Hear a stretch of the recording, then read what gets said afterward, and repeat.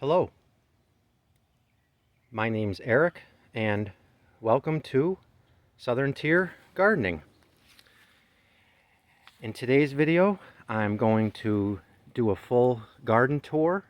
I'm going to show you guys what I've been harvesting this week, and I'm going to talk a little more in depth about how I prepared my bed for sweet potato planting, the soil preparation, and I'm also going to talk a little bit more about the differences between determinate and indeterminate tomato plants.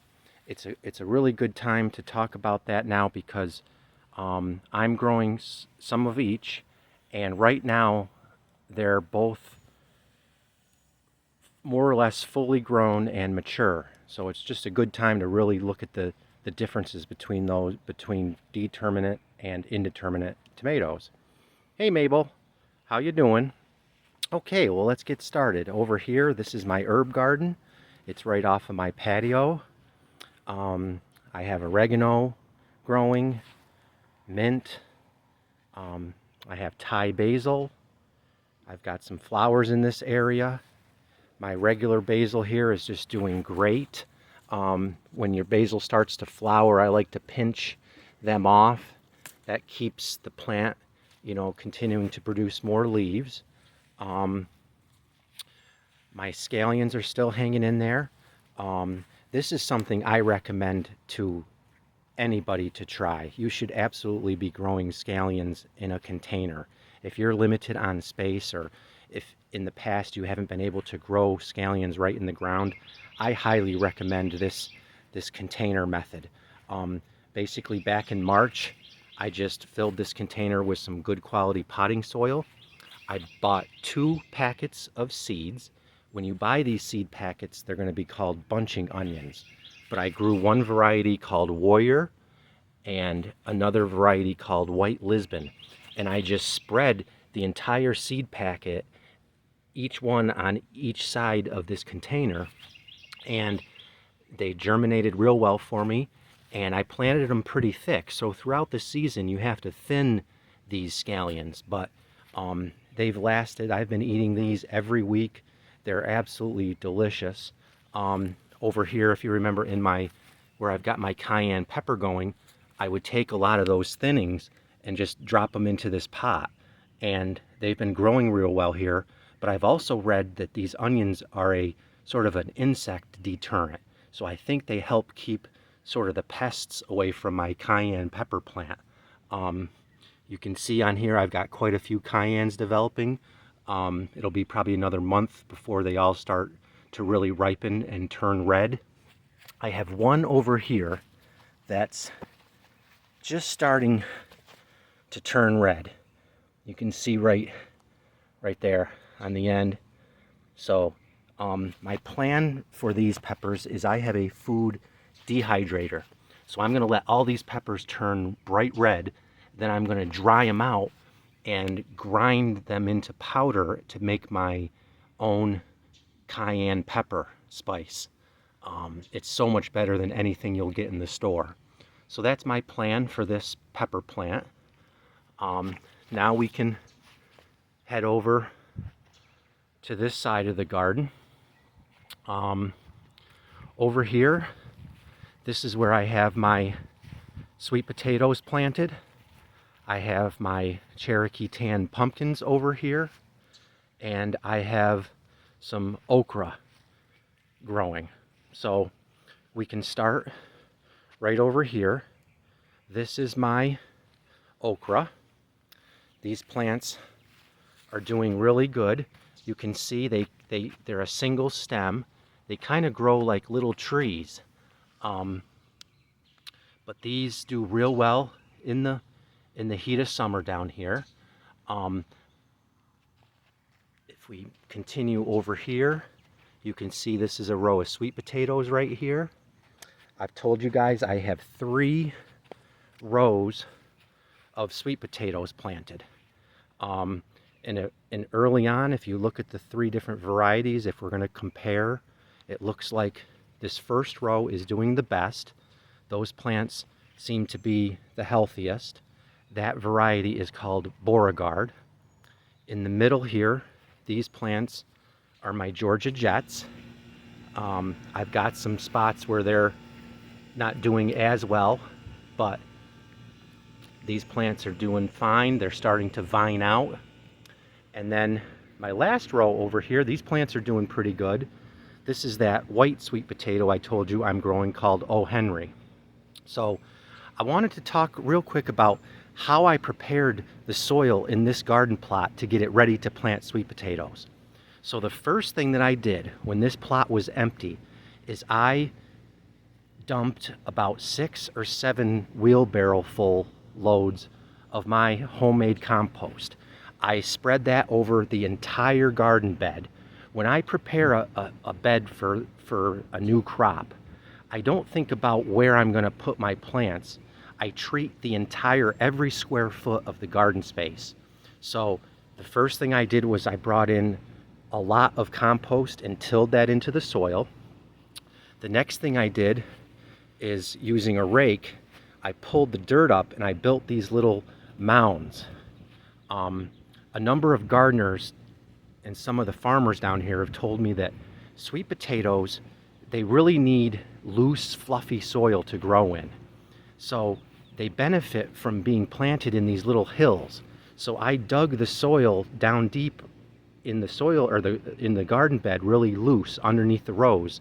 Then I mounded up more soil and planted the sweet potato slips in these mounds.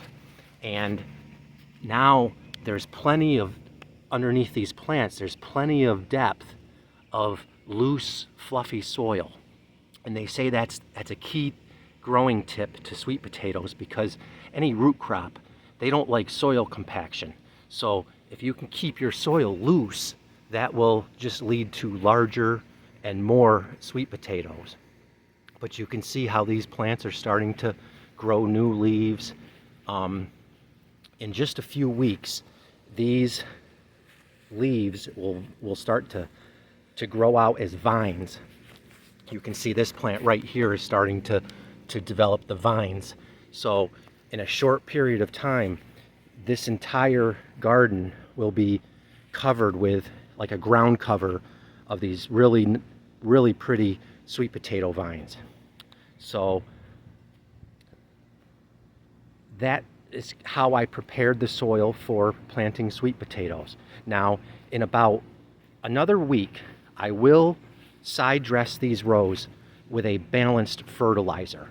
I like to get some fertilizer to sweet potatoes early on, because once they cover the ground with their vines, it's very hard to get fertilizer to the roots of the plant, because it's just a mass of leaves. So I will incorporate some balanced fertilizer in the next week or two to these plants. And then lastly, down here, I'm really happy with my Cherokee tan pumpkins. You can see these plants are just looking really nice. I love how these leaves look. Once these things start growing, man, they just take off. So you can see how this okra grows like a small tree. Now, it's a single stem. So these okra plants will grow 3, 4, 5, maybe even 6 feet tall on that single stem. Now I will prune the lower branches of my okra, but basically what that will allow are these, when these Cherokee tan pumpkins really start vining, I will train the vines to grow right down underneath the okra.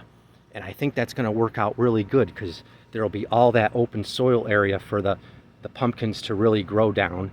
And I don't think the okra will cast enough shade to affect the growth of the Cherokee tan pumpkins. Now these plants on this side, I will train to grow around this side of the garden. So the entire perimeter of this garden bed will be my pumpkin vines. I'll have a nice full row of tall okra.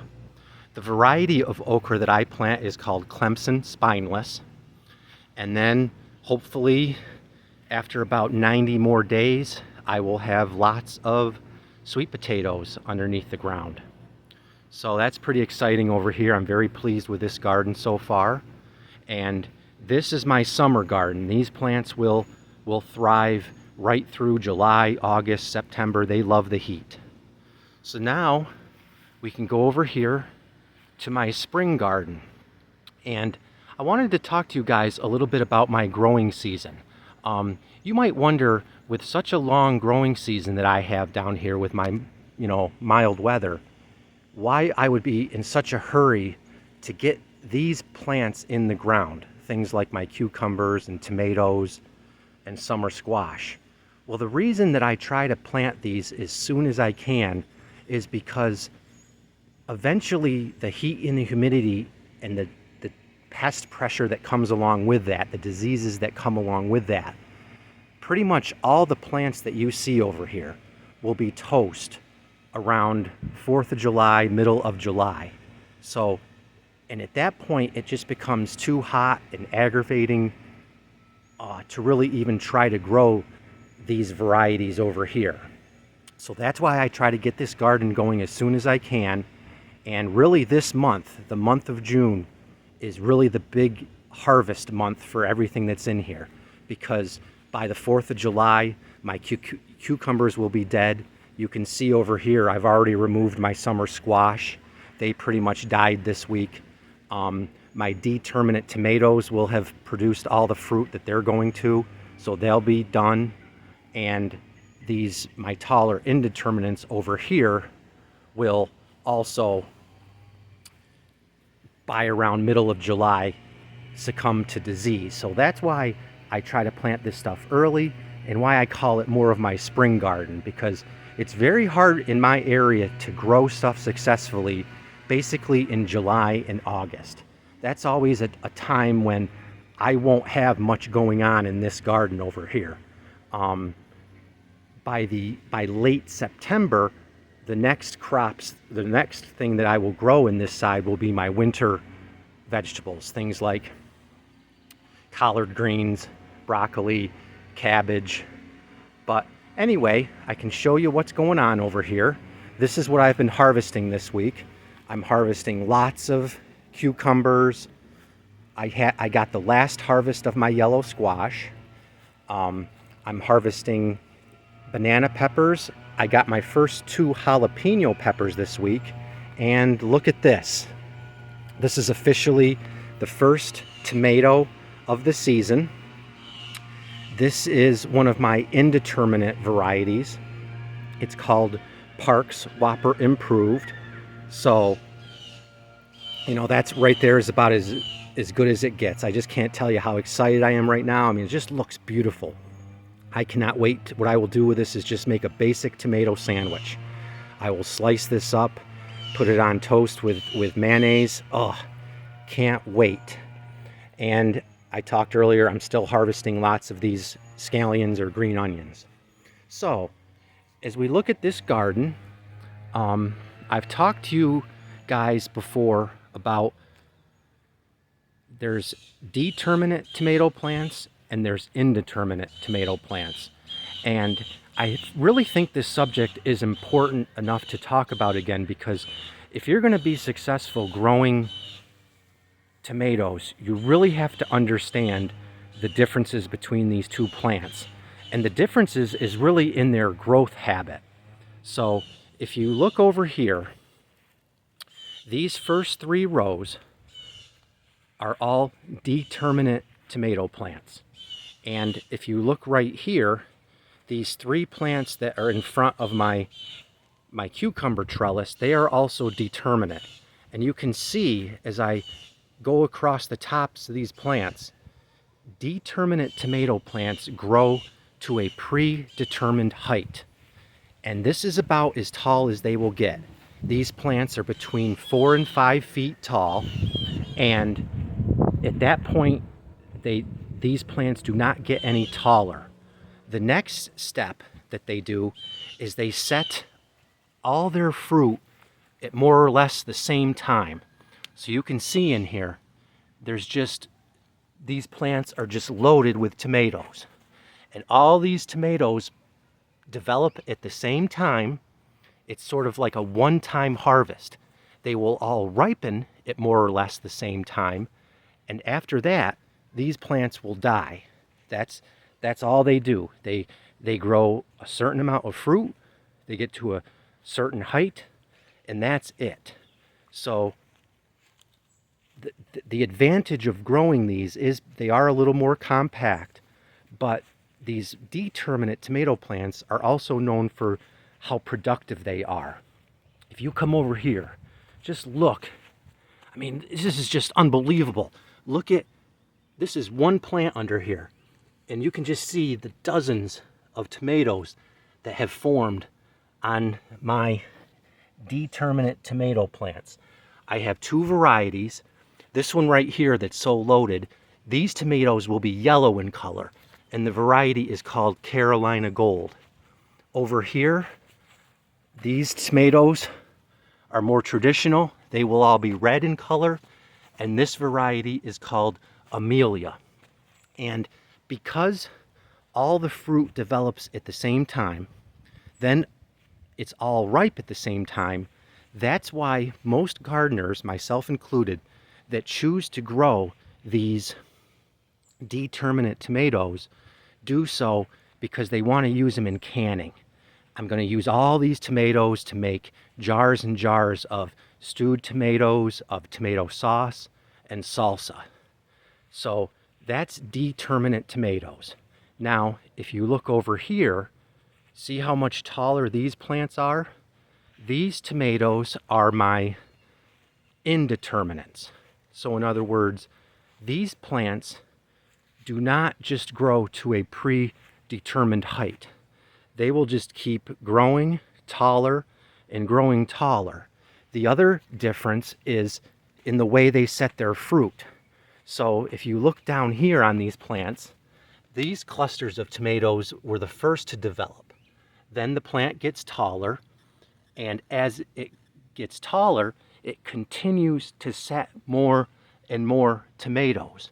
And these plants will continue to do that. They will continue to get as tall as they can, and they will continue to set fruit until either your first frost in the fall will kill these tomatoes, or in my situation, what happens to these tomato plants, I said, once it gets into the heat of the summer, these plants will succumb to insect pressure and disease pressure.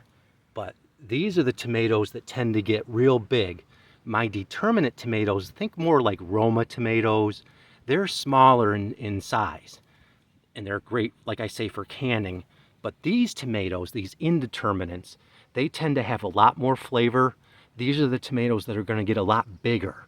So that's the big difference. And the last thing I wanted to talk quickly about was when you're growing these two different plants is pruning. Now, you don't really want to prune your determinate tomato plants. The only branches of these plants that I cut off are the very lower branches. Any branches or leaves that touch the ground, I'll cut them off. But other than that, I have not pruned these determinate tomatoes at all. And the reason is because they form fruits all over the plant.